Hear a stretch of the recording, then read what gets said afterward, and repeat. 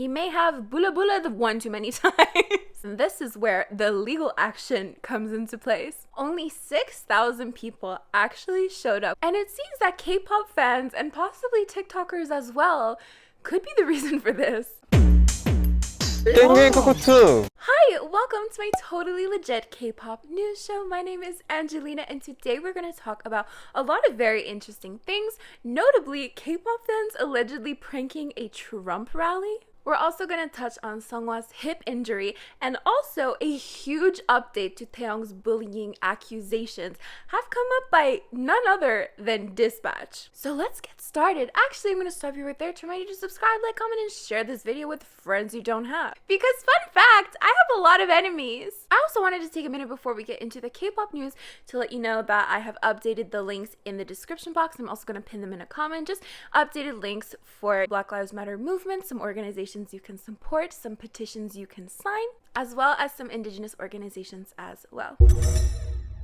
Okay, so I don't know how many of you follow American news. I feel like I have a big US following. So it seems that Trump was going to have a rally of sorts. And Trump himself was boasting about how 1 million people had RSVP'd to this event. And this is despite the fact that it probably was not a good idea in the first place to even hold such an event, given this here pandemic that we're in. Also, given the fact that the event could only hold 19,000 people. But alas, on the day of the event, it seems that around only 6,000 people actually showed up, which left him with a very unfilled venue. And it seems that K-pop fans and possibly TikTokers as well could be the reason for this. Now, we are certainly no strangers to how K-pop fans can use K-pop for good. You know, we've definitely seen in the past how they've used, K-pop activism to drown out super problematic discourse on certain hashtags by essentially spamming these hashtags with K-pop content.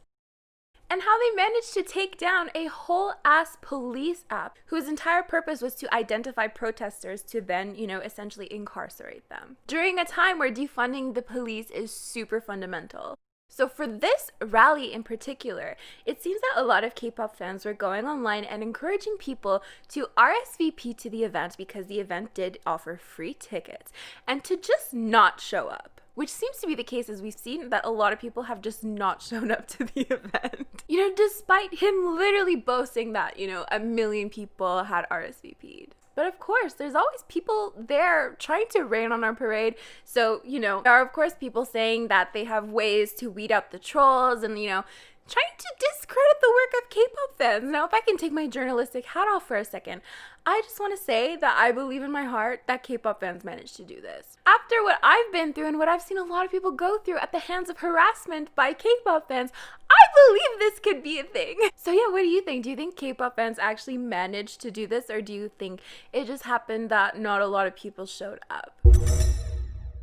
Okay, so now we're going to move on to this very important update that has come through for Taeyong's bullying accusation case, and surprisingly this comes from Dispatch. So let's give a little bit of a recap, from the beginning. So when he was younger, he did indeed leave, a mean comment about someone's weight on a specific picture online. And we will refer to this person as victim B because that is what SM refers to them as. So years later, this is brought to light, and SM gives an official statement that is a little bit confusing for a lot of people, as I've expressed before in another video which I've since taken down. And I'll explain to you why I've taken it down a bit later. The sentiments in SM's statement show that Taeyong is sorry, though they also kind of minimize the issue, and so the handling of the entire situation is definitely not the most appreciated by a lot of people. Not only because the statement seemed a little bit vague, but also because fans felt that SM were not doing enough to protect Taeyong against these allegations.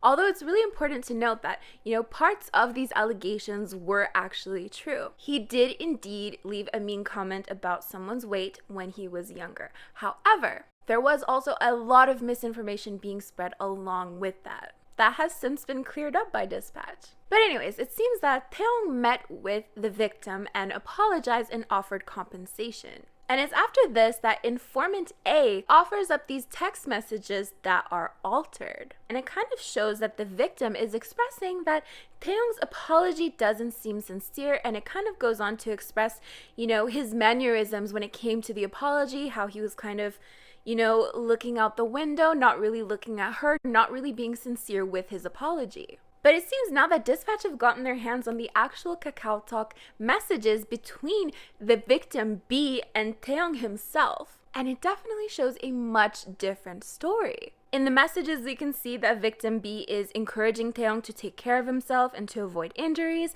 And we can also see how Taeyong is inviting victim B to his concerts, even wanting to send them a code so that they can join their online concert. So not only were the messages brought forth by Informant A false, but Informant A also brought up the fact that, Taeyong promised to do volunteer work and to donate money to organizations that help fight school violence. And they basically said that they weren't sure that that was actually done, that he had actually done anything that he had promised he would do. Though, when Dispatch actually looked into this, they found that he had indeed done a lot of volunteer work since his debut on multiple occasions, and also that he donated a total of 50 million Korean won since his debut. So now, in light of all this new information, of all this accurate information, and now that we know that the text messages between Informant B and Victim A were falsified, SM have released a statement, basically saying that the informant has been spreading one-sided, misinformed, and very exaggerated information.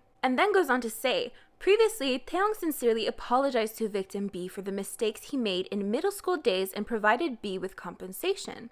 Despite this, Informant A went on making malicious one-sided claims based on exaggerated truths. Until now, we exercise patience despite knowing of Informant A's actions, as Informant A is a former classmate of Taeyong. We were also concerned about any secondary offenses against others related to Taeyong's middle school friends and acquaintances, as well as the fact that Taeyong was worried about inflicting unnecessary damages on his fellow former classmates.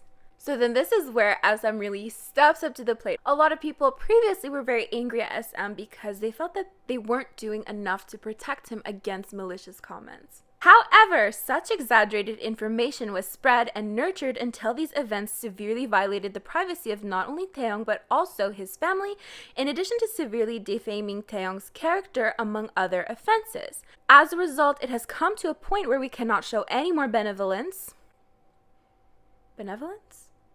as we must protect our artist. This is where the legal action comes into place. If Informant A continues to post malicious content and accusations directed towards Taeyong, we will not sit by idly but act with strict legal action. Now, from what I understand, a defamation lawsuit in South Korea is a lot easier to do than it would be in, let's say, North America. From what I've read, at least, even if you say something that is true about someone and it defames them in any way, you could still have a defamation lawsuit on your hands in South Korea. However, in a North American context, you have to say something that is false and that could defame someone to have a defamation lawsuit. So I just wanted to point that out. And then basically the rest of the statement goes on to say that they're going to be strengthening their measures from now on to protect their artists. So obviously a lot of fans are very happy about this because I don't know if you remember previously, but there was a hashtag that came about that was protect Taeyong in light of a lot of the malicious and, defamatory accusations that were being spread around. And actually this hashtag did receive a lot of backlash because this hashtag was brought forth when Informant A kind of expressed that NCT fans were harassing them to a point that they were basically hospitalized. And there was also a lot of information going around at that time. A lot of people were dead set that he was never a bully. He never did anything wrong in his lifetime. So a lot of fans are kind of, on that end of the spectrum. There were some fans in the middle of the spectrum who acknowledged that he may have done something wrong, but, he apologized for it and he absolutely made amends. I mean, there's no doubt about that. And then, at the other end of the spectrum, there are people demanding that he leave the group. So I just feel more comfortable with this video knowing that we have all of the information, all of the pertinent information, and that is why I privated the original video. Okay, so now let's move on to a little segment called Kpop Shenanigans, which is basically just fun things that have happened in K-pop recently. So we have EXO SC, a subunit of EXO, who will be making their comeback on July 13th with an album titled 1 Billion Views, and the teaser has since been released. We also have Yuno from Ateez, who released his News series. And a lot of people are kind of pointing to the fact that there may be some spoilers within this episode. I don't know. When the content comes out, I like to analyze it, but everything before, like, I can't.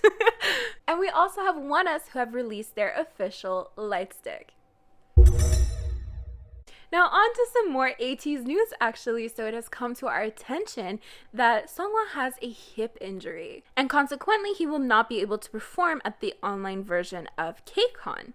They released a statement expressing that due to a recent modern dance lesson, he experienced pain near his hip joint and has since been diagnosed with a mild sprain. They then go on to say that he has been advised by the medical team to avoid intense movement for about 2 weeks, and again, consequently, will only be taking part in the meet and greet segment of K-Contact 2020 Summer. They then end off by expressing that he will also not be participating in upcoming activities, and from what I know, I think Ateez was supposed to perform on a music show on the 26th. If that's even true, I haven't fact checked that. I just saw this picture on Instagram. Yeah, that is basically it for my news show. Thank you so much for joining me. If you made it this far, you might as well subscribe, click on another video, like this video, comment, share with friends you don't have, all of that jazz. You can also join my channel memberships. These are the current lovely individuals who support my channel on a monthly basis. It honestly means the world to me. Thank you so much. Don't forget I have updated links in the description box as well as in the pinned comment. As for me, I'm gonna get going. Also, I tried out new lighting. I don't know how terrible it is. If it is, I sincerely apologize. They were like $300. Thank you so much for watching. I will see you guys next time. Bye!